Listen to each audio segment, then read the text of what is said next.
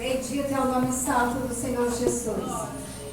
Éfeso, capítulo de número 3, no versículo de número 14, que tem por título a oração de Paulo pelos Efésios.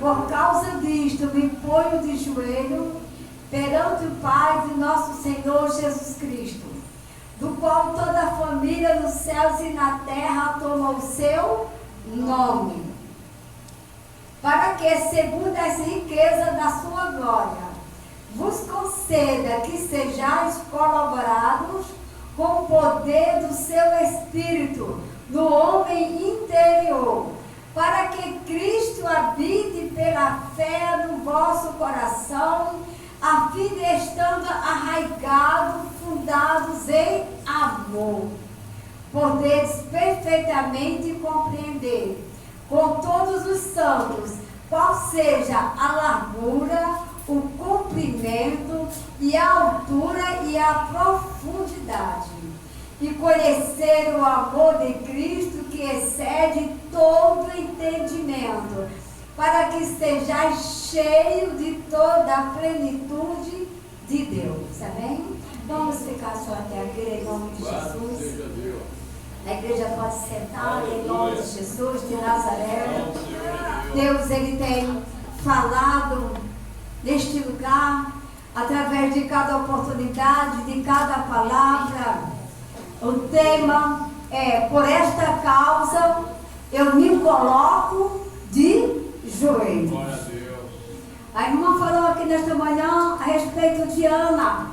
Ana, a que era humilhada, a Ana que era afrontada, mas a Ana que se colocou diante do altar, e a oração de Ana moveu o coração de Deus, e Ana recebeu a sua vitória.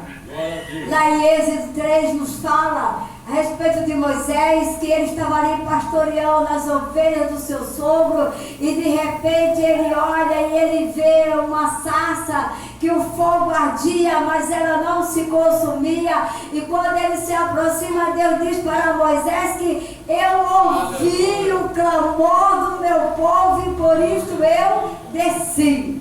Então a nossa oração, o nosso clamor, ele tem esse poder de fazer Deus descer à terra para nos dar a vitória. Lá em Daniel 10 diz que Daniel estava orando pela nação, e de repente o anjo desce e diz: Daniel, eu vim por causa da tua oração. Então a oração tem este poder. Eu não sei qual é a causa que nesta manhã você está se colocando de joelho, mas uma coisa eu tenho certeza, que Deus já desceu da terra para receber a minha e a tua oração nesta manhã. Paulo ele se coloca de joelho diante do Senhor, e a oração que Paulo faz, eu acho ela muito linda, porque Paulo faz uma oração de intercessão. Paulo está orando pelos crentes da igreja de Éfeso. A história de Paulo ela é muito linda. Eu creio que todo mundo aqui conhece a história de Paulo.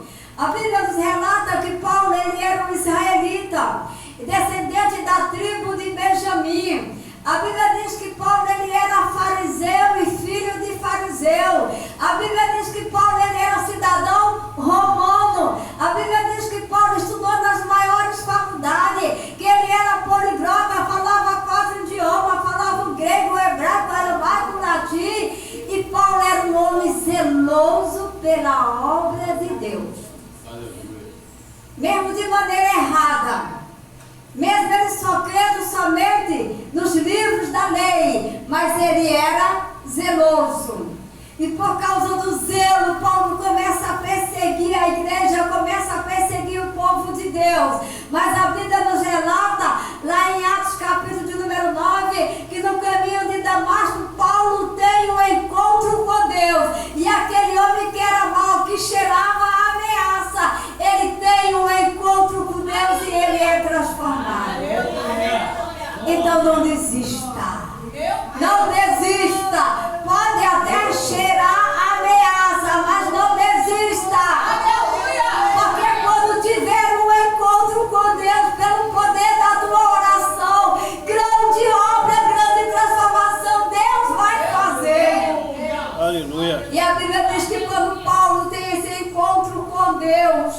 que ele cai por terra e que ele fica cego, igreja. A Bíblia diz que ele é levado a uma rua chamada direita, na casa de um homem chamado Paulo.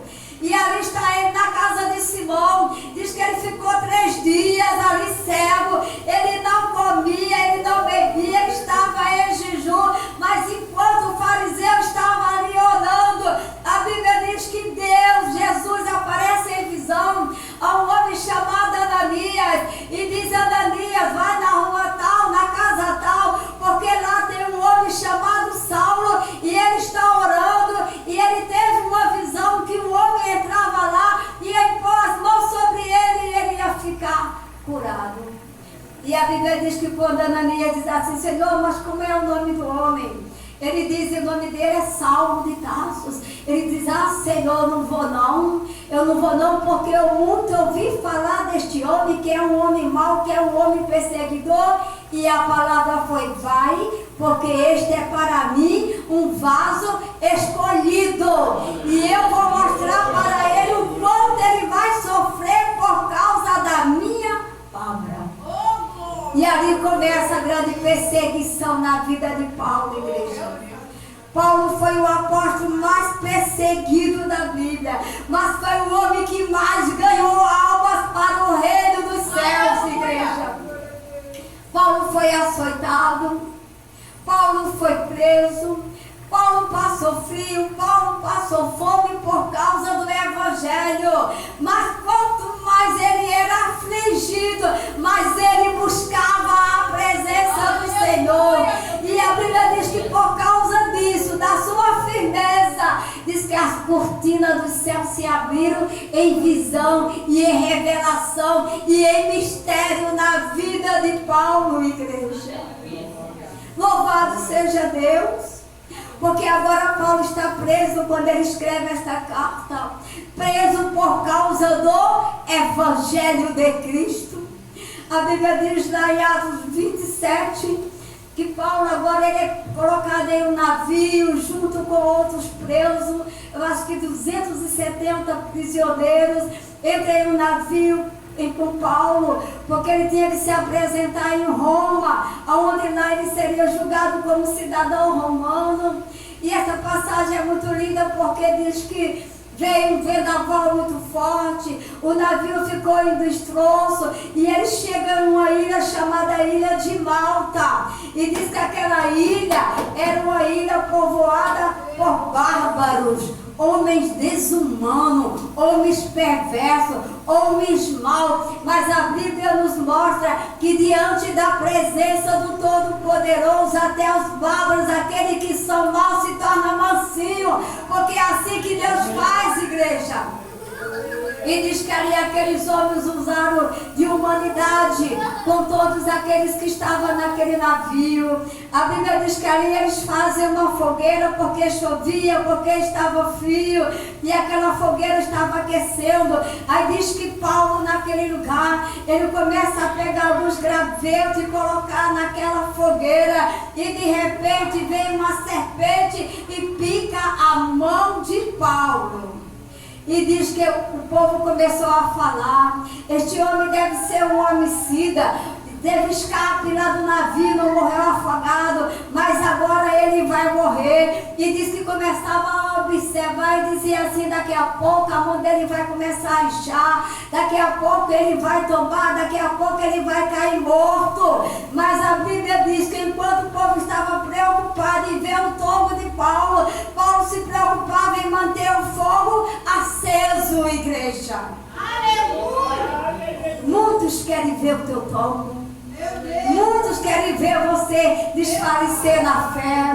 Muitos dizem que querem ver até quando. Mas a preocupação de Paulo era só uma: manter o fogo aceso. Porque quem tem certeza do seu chamado, quem tem certeza da sua vocação, não se preocupa com picada de serpente. E nesta manhã o Senhor fala comigo, fala contigo. A ordem é manter o fogo aceso, igreja. E essa era a preocupação de Paulo. E ele escreve esta carta para os irmãos da igreja de Éfeso, aonde ele passou lá no passado, pregou o evangelho, aonde ele fundou a igreja, aonde ele colocou obreiros para trabalhar. Agora ele está preso e o povo está desanimado com a prisão de Paulo. A prisão de Paulo trouxe desânimo para os irmãos, trouxe desalento, trouxe frieza. Aí agora Paulo escreve esta carta para ele e fala para eles, porque Paulo ele era o apóstolo dos gentios, e o diabo começou a dizer que os gentios não tinham direito às bênçãos de Deus. E Paulo começa a mostrar para aquele povo que tudo aquilo que Jesus conquistou na cruz do Calvário é direito nosso, igreja. Tudo aquilo que Jesus conquistou na cruz do Calvário é direito meu, é direito teu, é o nosso direito, é a nossa herança. É promessa de Deus para as nossas vidas. Aí agora Paulo começa a animar o povo, mostrar a profundidade dos mistérios de Deus. E ele diz: Deus me revelou. E com aquela carta, o povo começou a se animar. Aquela palavra de Paulo trouxe ânimo para a igreja de Éfeso, porque é necessário, igreja, sermos fortalecidos no poder de Deus todos os dias.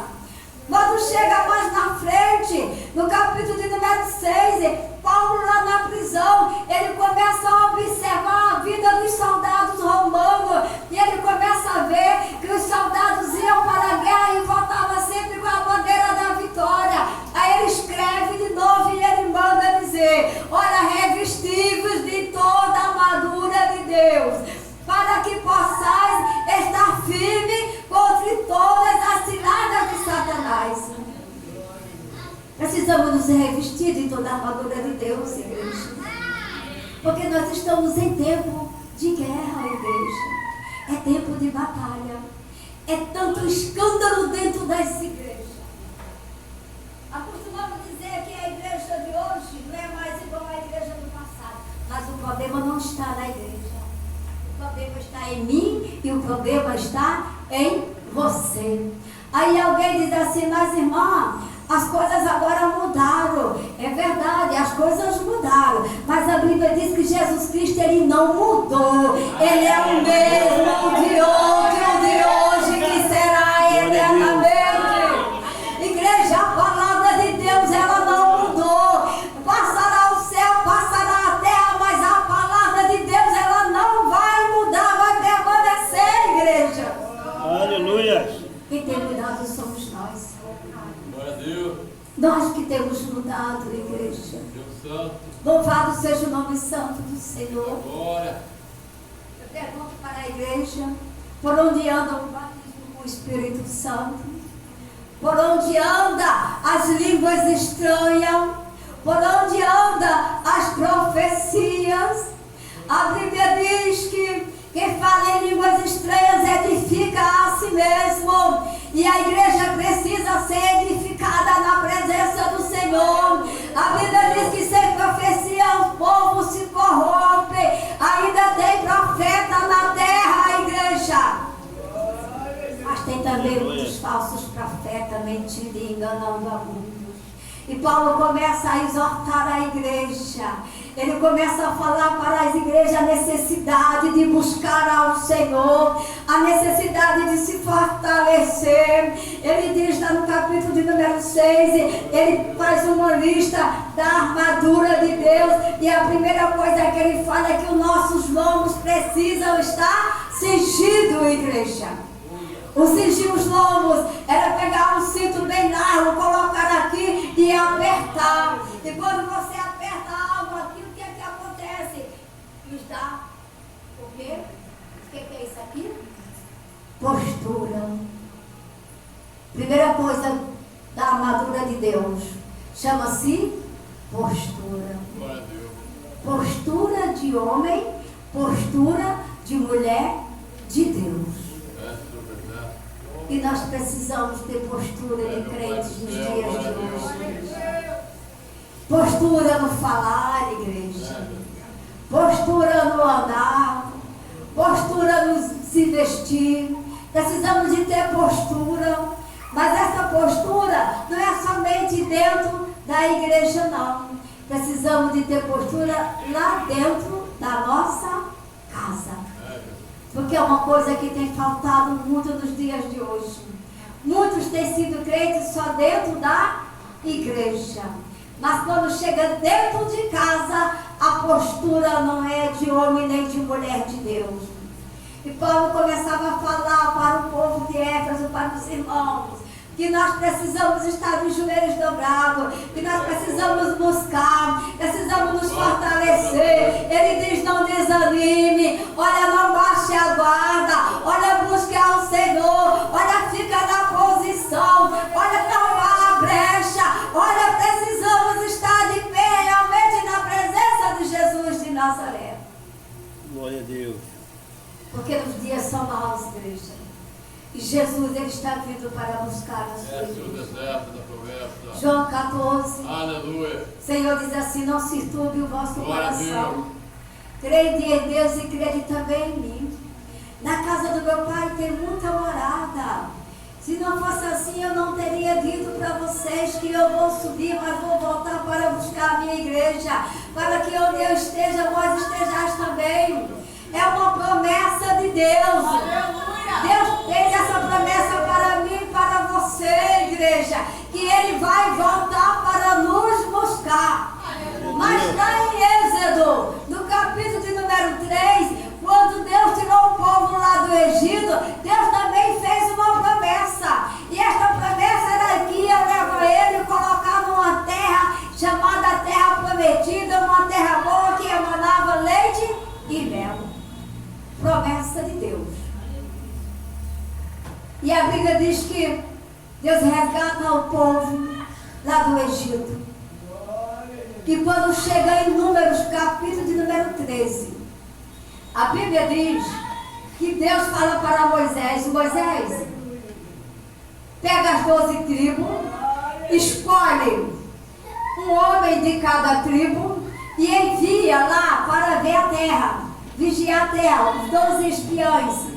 E eles vão, os 12, e eles andam por toda a terra. E eles voltam, e ele traz um resumo do que eles viram. A Bíblia diz que eram 2 homens para trazer um cacho de uva preso em uma viga. A Bíblia diz, segundo os estudiosos, que as vacas daquele lugar, os peitos das vacas arrastavam no chão e os leites saíam escorrendo. Era realmente uma terra boa que emanava leite e mel. E quando eles voltam, ele diz assim: olha, realmente a terra é boa, é do jeito que Deus falou. A terra emana leite e mel, os frutos lá são desse tamanho, mas tem um problema: a terra está habitada, o povo é forte, o povo é numeroso, lá tem gigante, e nós somos como um gafanhoto diante dos olhos dele. Então, nós não temos como entrar nessa terra. Mas Deus falou que ia dar a terra, igreja. Pode até ter gigante, o povo até pode ser numeroso, mas nós estamos debaixo de uma promessa.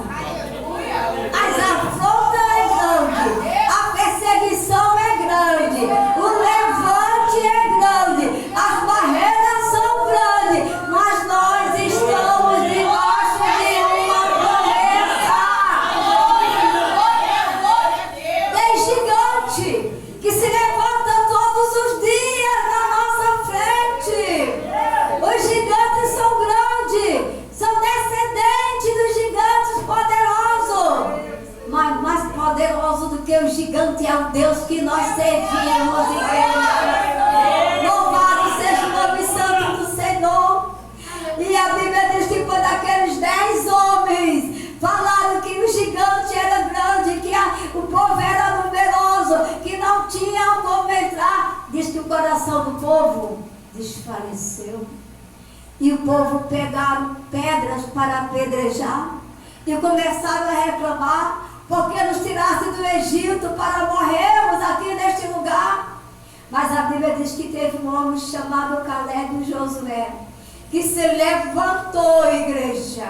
E a palavra que ele falou está lá no capítulo de número 14, que diz assim: os gigantes são grandes, o povo é numeroso, mas se Deus se agradar de nós, Ele irá nos pôr na terra prometida.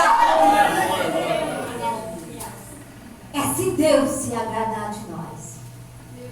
Então o que é que eu preciso me preocupar? É com o irmão A, é com o irmão B, é com a afronta, é com o levante, é não. Eu tenho que me preocupar, é que se Deus se agradar de mim, Ele vai salvar os meus, porque eu estou debaixo de uma promessa. E a promessa é que se eu ficar na posição até a minha terceira e quarta geração, será abençoada. Mas para isso eu preciso buscar estar com o meu joelho em oração e em obediência ao Senhor.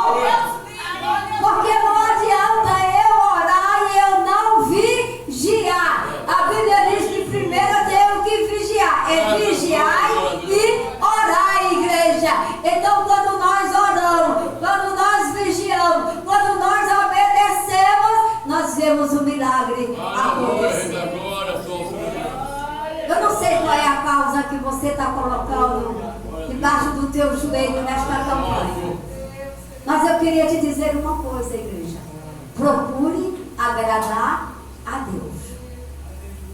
Muitos têm agradado o homem, têm agradado a mulher, mas têm esquecido de agradar a Deus.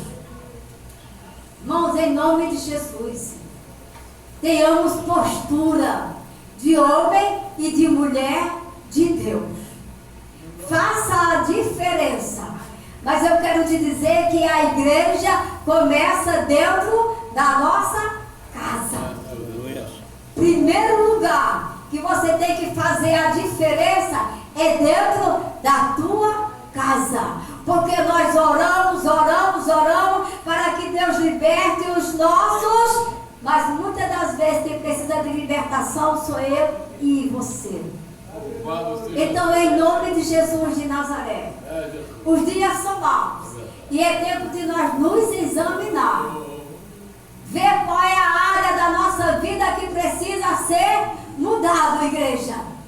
Porque a Bíblia diz que por causa da atitude deste povo, que começaram a murmurar, começaram a se levantar, a Bíblia diz que aquele povo não entrou na terra prometida. A partir de 20 anos acima, o Senhor falou: ninguém vai entrar, só Josué e Caleb. Andou, como diz por aí, e morreu na praia. Caminhou, fez até a obra de Deus, mas se a trombeta tocar, não vai ouvir o toque da trombeta, igreja. Porque os olhos de Deus são como olhos de chama de fogo. Ele disse que se esconder até na profundeza do abismo, Ele vai enviar a serpente para morder o calcanhar. Então não adianta servir a Deus, fazer a obra de Deus e estar coberto com uma capa. É tempo de tirar a capa, igreja. É tempo de buscar uma libertação para as nossas vidas. Se queremos ganhar almas para Jesus, sejamos testemunho de Cristo. Paulo era. Paulo podia fazer. Paulo escreveu 13 cartas. E Paulo tinha uma intimidade tão grande com Deus, que Deus revelou a Paulo o que não revelou para Pedro, nem para João, nem para Mateus. Todo mês nós paramos para estar na mesa com Cristo, né? Qual é a palavra que nós lemos? Paulo diz assim: porque eu recebi do Senhor o que me foi entregue. Ministração da Santa Ceia foi revelada do céu para o apóstolo Paulo. Paulo não andou com Jesus, pelo contrário, perseguia o povo de Deus. Mas por ele ter uma intimidade tão grande com Deus, por ele ser um homem de oração, os mistérios de Deus eram revelados de maneira linda e gloriosa. E eu quero te dizer que Deus quer revelar os seus mistérios para a igreja no dia de hoje. Abacuque diz: aviva, Senhor, a tua obra no meio dos anos. E nós estamos no meio dos anos, igreja. E nós precisamos ser avivados em nome de Jesus. Ao dobrar os nossos joelhos, clame pelo avivamento para a igreja. Porque avivamento é poder de Deus. Se tem avivamento, tem palavra, tem louvor ungido, tem oração revelada. Se tem avivamento, tem milagres acontecendo. Por que é que acontecia tantos milagres? Porque a igreja era uma igreja avivada. Então que a nossa oração seja: aviva, Senhor, a tua obra na minha vida. Começa por mim, Senhor. Aviva a tua obra na nossa vida. Aviva a tua obra na igreja. Porque os dias são maus, igreja.